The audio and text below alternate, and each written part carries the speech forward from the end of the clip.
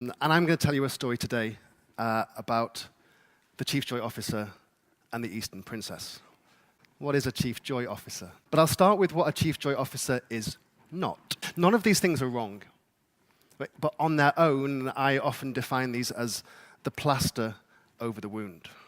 It's a bit shit to work here, so we'll give you some stuff to try and forget about it. So what is the Chief Joy Officer? Well, this is my Chief Joy Officer vision. That people wake up on a Monday morning and say, great, I can go back to work. And those images from the last slide are not the things that make you wake up on a Monday morning and say, great, I can go back to work because they've got bean bags. Involves all the dirty stuff. You can probably remember times, if not at the moment, when Monday mornings weren't that great. What were the things that made you have that Monday morning feeling that dread? They're the things. I am Chief Joy Officer at a company called LoyLogic. It is a real title. It's about listening in. You see pictures here of listening to the people. Get the pulse of the organization. What we achieved with that, we launched an employee engagement initiative and program about 2.5 years ago, which still has over 90% employee engagement.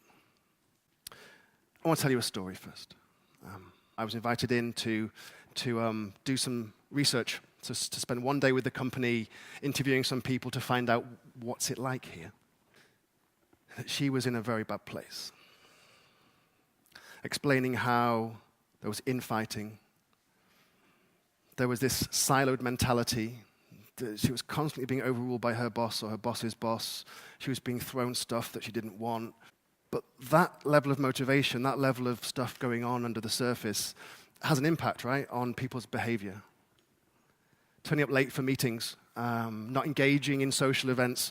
If that's what negative motivation is, what are the keys to human motivation? The two at the bottom, I kind of call these the roots, that which binds us to what we do.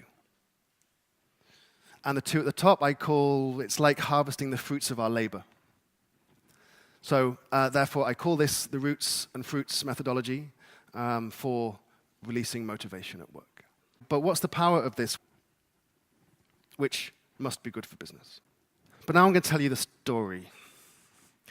The story of one person's journey through the last 2.5 years at LoyLogic. I asked someone in the company to draw their motivation curve over the last couple of years. I launched an internal workplace initiative app, and this just kind of took off. People engaged with it, people got involved, people connected. Then the next thing I noticed was there was a lack of recognition, people being seen. I decided, well, the best way to recognize people is to say thank you.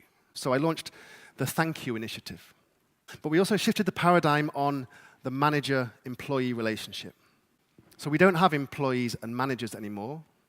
We have pilots and co-pilots supporting on the journey. So this person put all four together and went to India and created incredible things. This lady on the left is the person who drew the motivation curve for me. This is our Eastern Princess. This is also the lady that I told you about walked in the room at the start. So, that's the 4 keys to motivation. That's the roots and fruits.